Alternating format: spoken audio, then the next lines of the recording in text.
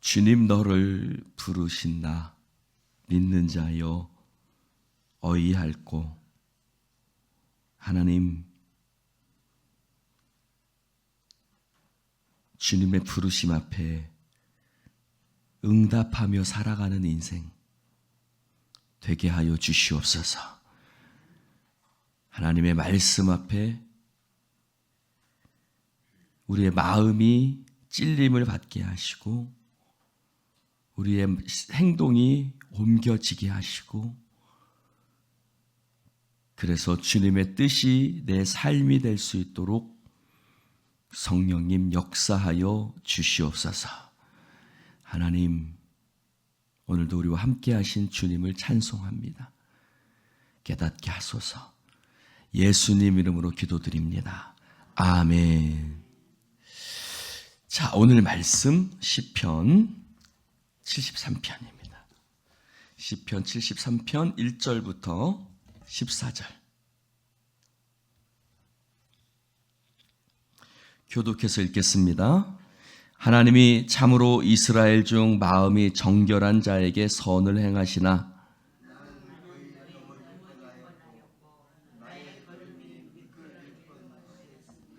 이는 내가 악인의 형통함을 보고 오만한 자를 질투하였음이로다.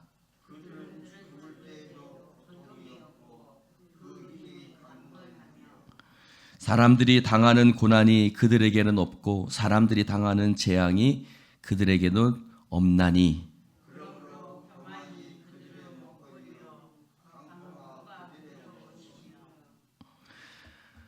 살찜으로 그들의 눈이 솟아나며 그들의 소득은 마음의 소원보다 많으며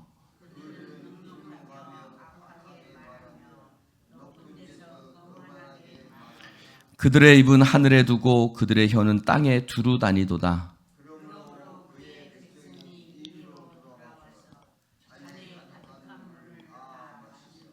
말하기를 하나님이 어찌하랴 지존자에게는 지식이 있으랴 하는도다.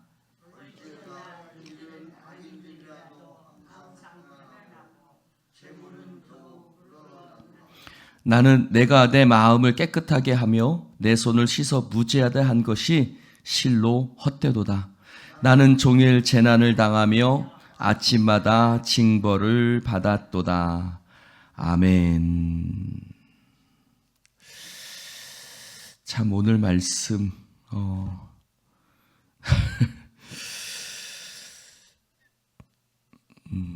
12절에 보면 볼지어다 이들은 악인들이라도 그렇죠? 이 표현이 참 힘든 표현인 것 같아요. 악인들이라도 원래 이렇게 돼야지. 악인들이니까 악인들이기에 뭐 이렇게 돼야 되잖아요. 그렇죠? 악인들이기에 그들은 심판을 받고 뭐 이렇게 돼야 되잖아요. 근데 악인들이라도가 우리를 힘든게 하거든요. 그렇죠? 악인들이라도 평안하고 재물은 더욱 불어나고 오늘 이 말씀은 우리말 성경을 보면 더 의미가 잘 깨달아집니다. 1절을 보면 이렇게 우리말 성경은 표현하고 있어요. 하나님은 진정 선하시고 마음이 깨끗한 사람에게 선한 분이시지만 나는 발이 걸려 하마터면 미끄러질 뻔했습니다. 라고 얘기를 하고 있습니다. 무슨 말이냐면 난 하나님이 선하신 분이라는 걸 알아요. 하나님은 정직한 자에게 의를 행하시고 마음이 하나님 앞에 믿음으로 살아가는 자들에게 보상하시는 하나님인 것을 나는 알고 있습니다. 그러나 나는 하마터면 넘어질 뻔했습니다. 라고 시작하고 있습니다. 왜요? 3절에 보면 악인의 형통함을 보았기 때문입니다. 그리고 여기 오만한 자를 질투하였다라고 말하는데 이 말은 사람들이 그것을 보고 질투하였다, 부러워하였다는 거예요. 부러워했다. 질투하다는 표현보다는 부러워한다는 표현이 더 맞죠. 사람들이 그 모습들을 보고 부러워하기 때문입니다. 라고 고백하고 있습니다. 사랑하는 성도 여러분, 오늘 이 말씀처럼 이 땅에 살아가는 사람들을 보면 오히려 의로운 자가 잘 되는 것이 아니라 믿음으로 살아가는 자들이 더 보상을 받고 살아가는 것이 아니라 오히려 악인이 형통하고 그들은 죽을 때에도 고통이 없고 그 힘이 강건하다. 우리말이 이렇게 말해요. 그들은 아무 문제도 없고 도무지 힘을 잃지 않습니다. 그리고 그는 이렇게 얘기를 해요. 7절에 보면은 살찜으로 그들의 눈이 솟아나며 그들의 소득은 마음의 소원보다 많으며 라고 얘기했는데 우리말 성경은 뭐라고 번역하냐면 번들거리는 눈빛으로 뻐기면서 다니고 어떻게 다닌다고요? 뻐기면서 다닌다라고 번역을 하고 있어요. 그 마음속 생각은 방탕하기 이를 데 없습니다. 방탕하기 이를 데 없지만 그들은 뻐기면서 다닌다고 번역하고 있습니다. 사실 이 번역이 더 우리 마음에 와닿지요. 사랑하는 성도 여러분, 그들이 하는 말이 무엇입니까? 11절 봅니다. 말하기를 하나님이 어찌하랴 지존자에게 지식이 있으랴 라고 얘기를 합니다. 이 말은 그들은 하나님이 아무것도 모른다 라고 얘기를 합니다. 하나님이 어떻게 알겠느냐? 지극히 높으신 하나님이 도대체 우리의 삶에 대해서 관심이 있기야 하시냐? 하나님이 이 땅에서 벌어지는 일들에 대해서 하나님이 알고 계시는가? 뭘 알겠느냐? 라고 그들이 이야기하는 것입니다. 그래서 13절에 이렇게 고백하죠. 뭐라고 고백해요? 내가 내 마음을 깨끗하게 하며 내 손을 씻어 무죄하게 한 것이 실로 헛되도다. 내가 하나님 앞에 믿고 있는 그 믿음들이 헛되도다 라고 얘기를 합니다. 나는요 어때요? 14절에 봅시다. 나는 종일 재난을 당하며 아침마다 징벌을 받았도다. 믿음으로 사는 나는, 하나님의 말씀대로 살고 있는 나는 오히려 종일 재난을 당하며 나는 힘들게 살고 있으니 말입니다. 라는 거예요. 여러분, 예레미야도 하나님을 향해서 이렇게 고백했죠. 하나님은 속이는 시냇물 같습니다. 라고 고백했어요. 그래서 하나님이 마치 시냇물인 줄 알고 갔는데 가보니까 메말라버린 그런 시냇물 같다라고. 왜요? 그 땅은 비가 내리면 시냇물이 흐르다가 비가 내리지 않는 계절에는 그것이 말라버려서 흔적만 남아있는 거예요.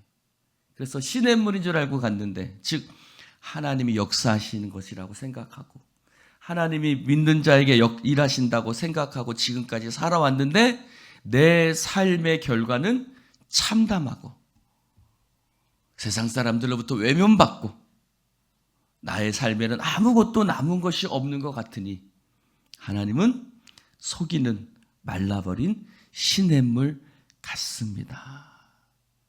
라고 고백하는 것입니다. 사랑하는 성도 여러분, 우리는 여기서 한 가지 깨달을 수 있는 것들이 있어요. 그것은 수많은 믿음의 사람들이, 우리뿐만 아니라 성경에 나오는 수많은 믿음의 사람들이 우리와 비슷한 과정을 거쳤다는 것입니다. 엘리야는 로뎀나무 아래에서 누워서 하나님 앞에, 하나님 다 데려가십시오 라고 하나님 앞에 고백했습니다. 그렇게 수많은 믿음의 사람들이 지금 우리가 겪었던 그 과정처럼, 욥은 하나님은 내가 침 삼킬 동안도 나를 놓아주시지 않는다고 고백할 만큼 수많은 믿음의 사람들이 우리와 똑같은 과정을 거쳐왔고, 그 과정들을 통해서 그들은 하나님 앞에 더욱더 깊이 나아가는 그 시간들을 얻게 된 줄로 믿습니다. 사랑하는 성도 여러분, 여호와는 나의 목자시니 내가 부족함이 없으리로다 라는 고백은 다윗이 진정 풍성한 상태에서 고백했던 고백은 아니었습니다.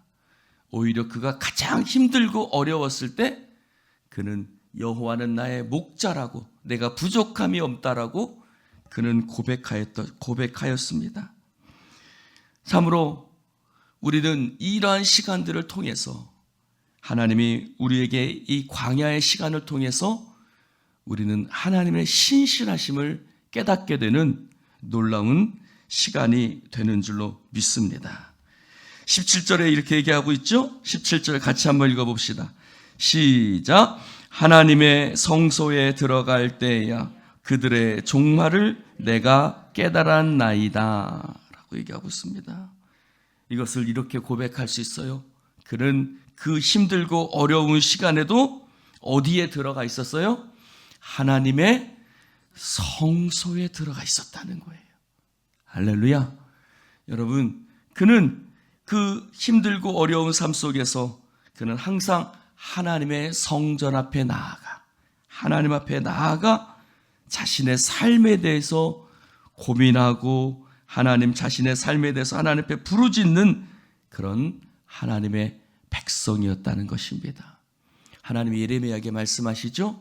그가 시대들에 갇혀 있을 때에 하나님의 말씀이 그에게 임하여 이르시되 너는 내게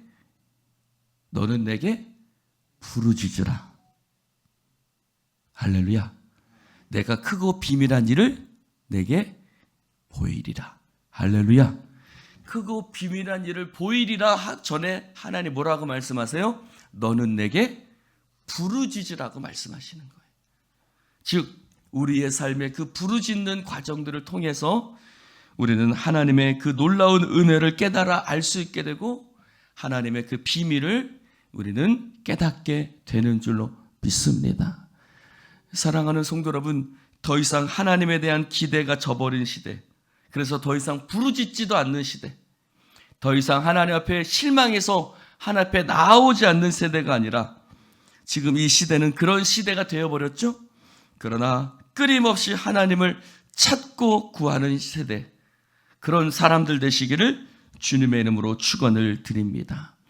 내가 목마른 사슴처럼 하나님을 찾기에 갈급했다라고 그는 고백하고 있습니다. 여러분, 참으로 목이 말라서 하나님을 향해서 헐떡거리는 그 사슴의 모습을 다윗은 자신의 모습이라고 고백하고 있습니다. 바로 그런 다윗의 모습이 있었기 때문에 여호와는 나의 목자시니 내가 부족함이 없다라고 고백할 수 있었다는 것입니다. 예레미야도 하나님은 속이는 시냇물 같습니다 라고 고백하는 그런 시간들이 있었기 때문에 그는 하나님의 크고 비밀한 것들을 깨달아 알 수 있었던 것입니다. 사랑하는 성도 여러분, 우리의 삶에는 그런 고난의 시간들을 통해서 더욱더 하나님의 깊고 놀라운 진리의 풍성한 샘물 앞으로 나아갈 수 있게 되는 것입니다. 때로는 그것을 이해할 수 없고 때로는 그것들에 대해서 내 마음이 동의할 수 없음에도 불구하고 하나님을 떠나지 않는 인생, 그래서 그 속에서도 하나님을 찾는 인생, 그 인생 되시기를 주님의 이름으로 축원을 드립니다. 할렐루야. 오늘 1절부터 24절 말씀을 가지고 설교를 하려니까 쉽질 않네요. 왜냐하면 그 이후의 것에 대해서 우리가 알지 못한다면 여러분에 대해서 제가 설교할 말씀이 없는 것 같아요. 그래서 사도 바울이 고린도서 13장에 15장에 뭐라고 그래요? 내게 믿음이 없다면, 내게 천국에 대한 지식이 없다면 나는 세상에서 가장 불쌍한 사람이라고 고백하고 있죠. 이 1절부터 14절까지의 고백만을 가지고 우리가 살아간다라면 우리는 이 세상에서 가장 불쌍한 사람일 수 있습니다. 그러나 우리에게는 15절부터 나머지 28절까지의 고백이 있습니다. 그것은 바로 하나님은 반드시 역사하시고 하나님은 일하신다라는 그 믿음이 우리 가운데 있기 때문인 것입니다. 그래서 오직 의인은 믿음으로 말미암아 살리라는 것입니다. 할렐루야. 믿음이 없다면 우리는 넘어졌을 거예요. 믿음이 없다면 자빠졌을 거예요. 믿음이 없다면 우리는 이 세상에 살아갈 소망을 얻지 못했을 것입니다. 그러나 우리에게 영원한 하늘나라에 대한 믿음이 있기 때문에 우리는 이 땅을 넉넉히 이겨낼 수 있는 줄로 믿습니다. 기도하십시다. 하나님 아버지, 감사합니다.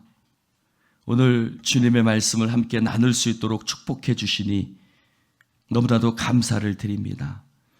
하나님, 인생의 고난 속에서 하나님을 찾고 목마른 사슴 시냇물 찾기에 갈급한 것처럼 헐떡거리며 주님을 구하는 우리의 인생이 되어지게 하여 주시옵소서. 고민하고 몸부림치는 그 속에서 하나님 우리에게 찾아와 주시고 우리에게 함께 하시는 줄로 믿습니다. 성령이여 기름 부어 주시옵시고 우리의 삶에 하나님 해답을 주시는 주님의 말씀을 보게 하여 주시옵소서. 말씀이 없다면, 주님 믿음이 없다면 우리는 살아갈 수 없는 연약한 인생들이오니 날마다 하나님 샘솟듯 하는 주님의 은혜를 맛보게 하여 주시옵시고 성령이여 우리에게 기름 부어 우리를 이끌어 주시옵소서. 감사드리며 예수님 이름으로 축복하며 기도드리옵나이다. 아멘, 아멘.